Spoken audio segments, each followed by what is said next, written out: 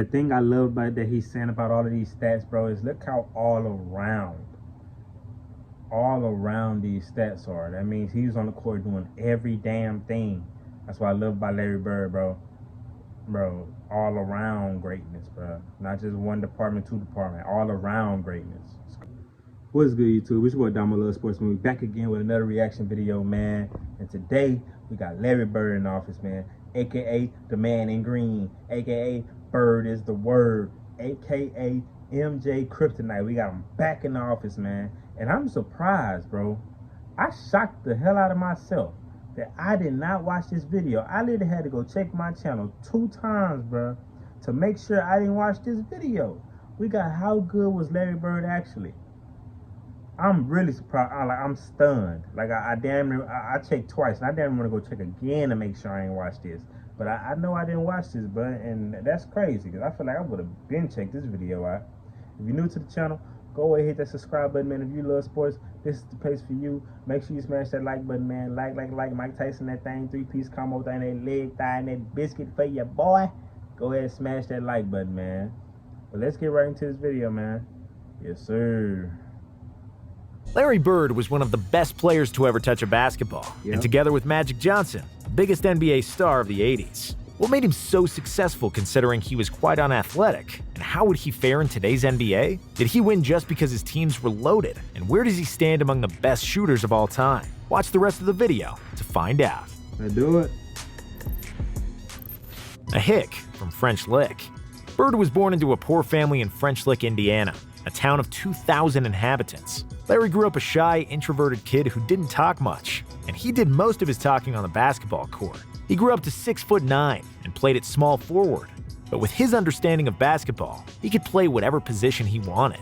Larry finished his high school career as the best scorer in school's history, and he could choose where he wanted to go to college. He started playing for Bobby Knight at Indiana University, but didn't like the spotlight and being around so many people. He then settled at Indiana State University, where the pressure was much less than with the Hoosiers. Larry averaged 30 points. One thing I'm correct about that, it wasn't that, like, yeah, it was a lot of people, but from the last documentary I watched, Larry Bird said it was because of financial issues. That was the main reason. It was because of financial issues, and that's the reason why he left that college. I don't know. I think he did also say it was because, like, it was a lot of people. I don't remember them saying that, but I know the real, like, the main reason was because of financial reasons. But that's, you know what I'm saying? That's just the correct what bro's saying right here. But let's get back to it. 3 points, 13.3 rebounds, and 4.6 assists in college. Crazy, the Sycamores were invincible in Bird's senior year and became the #1 team in the country with a 33-win streak.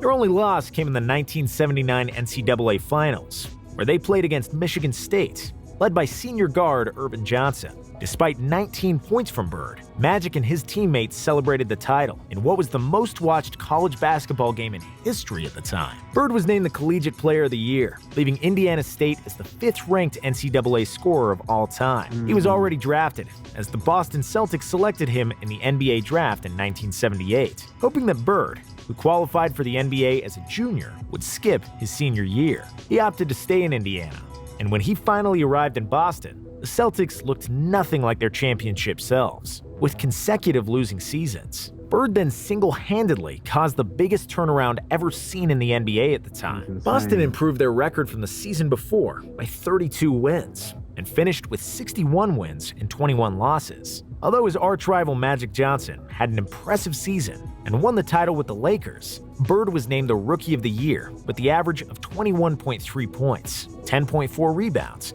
and 4.5 assists. He also made the All-Star team and first-team All-NBA, and even finished 4th in the MVP voting, and proved he could transform a mediocre team into a great one, all by himself. A new green dynasty.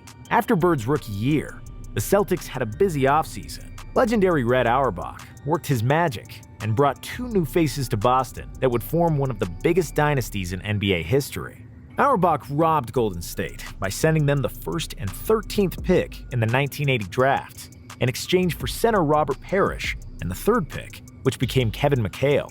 Along with the newly formed Big Three, the Celtics also had an all-star point guard, Nate "Tiny" Archibald, young and athletic forward Cedric Maxwell, and a few well-integrated role players that made the team complete. The head of the snake was, of course, Larry Bird, who was second in MVP voting, en route to a league-leading 62-20 record. The Celtics avenged the loss to the Sixers from the previous year, and after a tough 7-game series in the Eastern Finals, they were in the NBA Finals once again. There they would be met by the Houston Rockets, led by prime Moses Malone, who was arguably the best center in the league at the time. Malone averaged 23 and 16 in the series, but the Celtics were too good of a team and would win the title with 4-2. Bird averaged 15 points, 15 rebounds, and 7 assists for the series. But the finals MVP went to Cedric Maxwell, who led the Celtics in scoring with 18 points per game. And when everybody already saw the new Green Dynasty, 2 bad years ensued.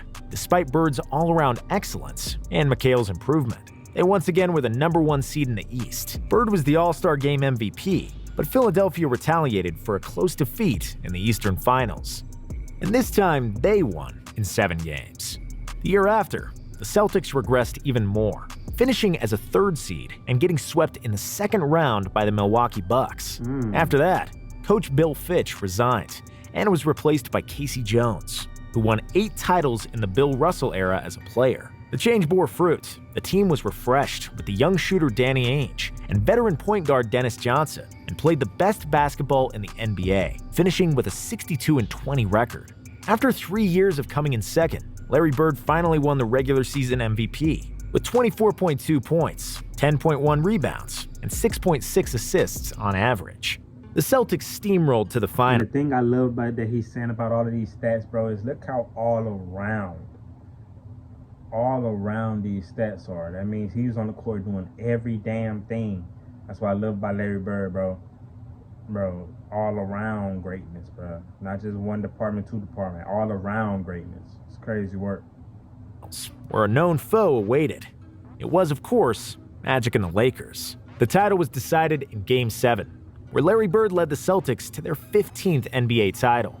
Bird was named the Finals MVP, and he finally had his revenge over Magic, who defeated him in the NCAA Finals of 1979. The following season, the Celtics were even better in the regular season. Bird repeated as MVP, and McHale repeated as the 6th Man of the Year. They got to the finals again, with the same opponent.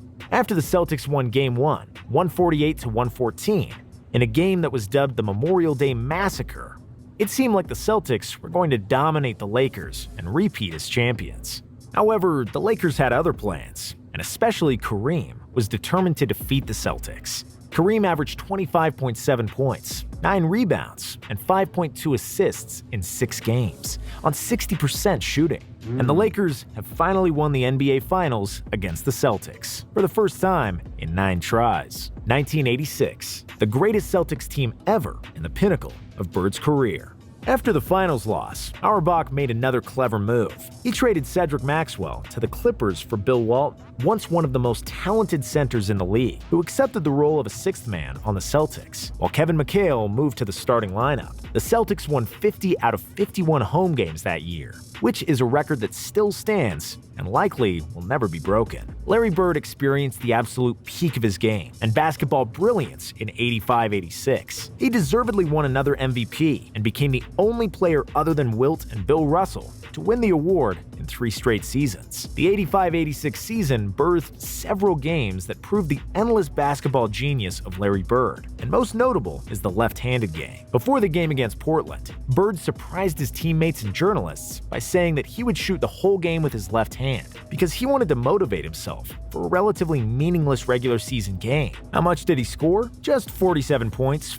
Like, bro out there just doing side quest and shit.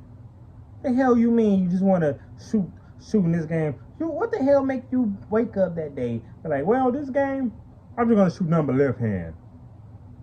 Like, bro, you out there just doing side missions. You're not even worried about winning at that point. You worried about things other than winning. It's like you know you finna win. So I'm gonna make up some type of side quest. Bro, that's crazy work, bro.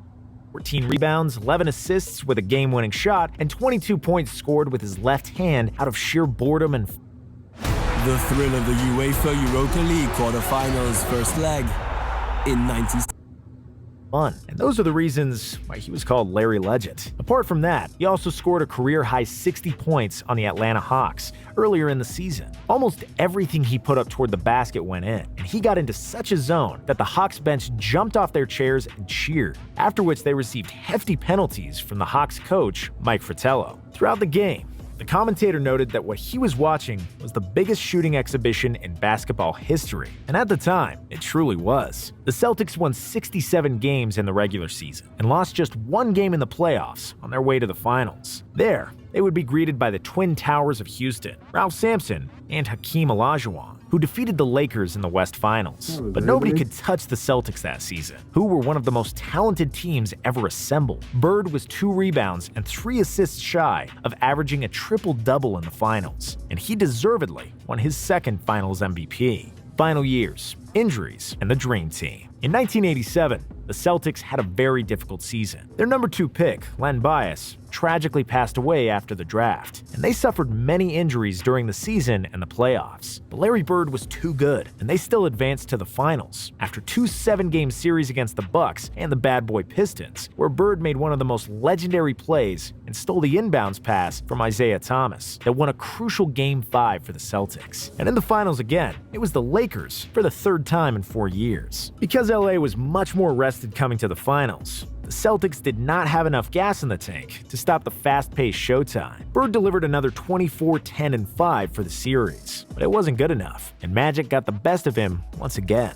Next year, Bird had maybe one of the best statistical years of his career. He averaged 30 points on 50, 40, and 90 shooting, a feat he achieved the previous year as well, proving that he's the best shooter who ever played at the time. The Celtics reached the conference finals, but it would be their last hurrah as the Pistons finally got over the hump and managed to beat them. In the offseason, Bird sustained a severe back injury from chopping wood back home in Indiana. He was one of the best basketball players in the world who had millions of dollars, but he was still the hick from French Lick, who chopped his own wood when he needed to, and I respect him even more for that. The back injury and surgery on both Achilles tendons caused him to miss almost the entire 88-89 season. However, even debilitated, Bird was better than most players in the league, and despite needing to stretch for more than 2 hours to be able to run, he was still very productive. He was named an All-Star each of the last 3 seasons, along with some memorable performances, like a game in the 1991 playoffs where he suffered a concussion, but then pulled a Willis Reed and came back to the game, scored 17 points in the second half, and won the series for the Celtics. Unfortunately, the toll on his body was getting too much to bear, and he ended his career in 1992, when he finally became teammates with his good friend Magic Johnson on the Dream Team. Bird flew off into the sunset with the gold in Barcelona, retiring as the best small forward and the best shooter to ever play. Legacy. Trash-talking god, top 10 player ever. One of the most famous Larry Bird trash-talking stories is from the 1986 three-point shooting contest, when the legend walked into the locker room and asked all the other participants who's coming in second after him. Of course, he went on and swished near every three-pointer and won, all without taking his jacket off. Bird would win the three-point shooting competition the next 2 years as well, and before Reggie Miller came along, there was no argument who's the best shooter ever. On the 26th of December 1990, Indiana's Chuck the Rifleman Person said he's going bird hunting before the Celtics game. Bird replied that he'd got a Christmas present for him, and while Chuck was on the bench, Bird got the ball in the corner just in front of the Pacers bench. He hit the jump shot, turned to Chuck, and said Merry effing Christmas. And that's who Larry Bird was, and how he talked. He was the ultimate competitor, and he had all the skills in the world to back it up. He'd tell players where he would get the ball, what he was going to do, and then do it. And there was nothing they could do to stop him. He accused the Not a damn thing they could do to stop him. That's what I love about Larry Bird the most, is that mouth he had. That trash talking, bro. Like, it was ridiculous. For you to sit up here and trash talk somebody, tell them what you finna do before you do it and still execute it, bro, that's a different level of confidence. That's a different level of player, bro. Hands down.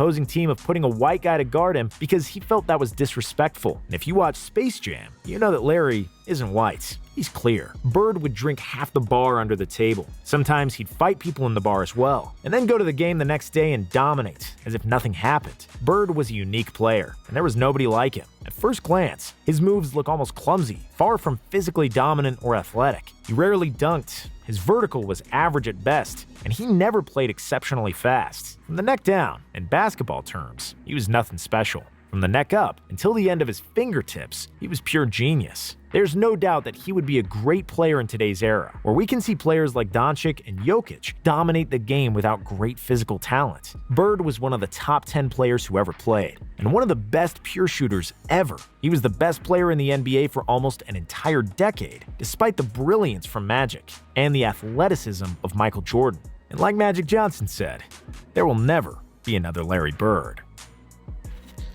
Thanks, man. That was an amazing video, man. Like I said earlier, I was surprised I haven't checked that one out already, man. But yeah, man, that's going to do it for that video, man. If you made it to the end of the video, make sure you hit that like button, man. Make sure you hit that subscribe button, man. Yeah, that's all I got to say, man. It's about Domino Sports. It's been a real one, man. I'm out this thing, man. Peace.